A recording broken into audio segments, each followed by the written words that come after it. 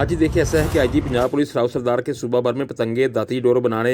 فروخت کرنے اور پتنگے اڑا کر معصوم اور بے گناہ زندگیاں داؤ پر لگانے والوں کے خلاف سخت ترین کریک ڈاؤن کرنے کے حکم کے بعد کوتوالی سرکل پولیس دیگر سرکلز پر بازی لے گیا ہے اور کوتوالی سرکل پولیس نے ڈی ایس پی چودھری ہاشم گجر کی ورولہ انگیز قیادت میں بر وقت شاندار اور کامیاب کارروائی نہیں بلکہ پے در پے کارروائیاں کرتے ہوئے درجنوں پتنگ بازوں اور پتنگ فروشوں کو شاندار حکمت عملی کا مظاہرہ کرتے ہوئے گرفتار کر لیا ہے اور گرفتار ان درجنوں ملزمان کے قبضہ سے بھاری تعداد میں پتنگیں اور ڈور کی گوٹے برآمد کر لی ہے اور ان کے خلاف گرجاک اور باغبان پورہ پولیس اسٹیشنز میں قانون کے مطابق مقدمات کا اندراج بھی کر لیا ہے۔ ڈی ایس پی کوتوالی سرکل کے فوری اور دبنگ کریک ڈاؤن کے بعد پتنگے اور ڈورے بنانے جیسے مکروہ دھندے میں ملوث عناصر کی دھوڑیں لگ گئی ہیں۔ اس حوالے سے رابطہ کرنے پر ڈی ایس پی کوتوالی سرکل پولیس کا کہنا تھا کہ تفریح کے نام پر شہریوں کی جانیں خطرے میں ڈالنے والوں کو عبرت کا نشان بنا دیا جائے گا۔ کائٹ فلائنگ ایکٹ پر بلا تفریق عمل درآمد کو ہر صورت یقینی بنائیں گے اور اس سلسلے میں کسی کے ساتھ چاہے وہ کوئی بھی ہو کتنا ہی با اثر کیوں نہ ہو کوئی رعایت اور نرمی نہیں برتی جائے گی۔ ڈی ایس پی کوتوالی سرکل چودھری ہاشم گجر نے والدین کو بھی متنبہ کرتے ہوئے کہا کہ وہ اپنے بچوں کو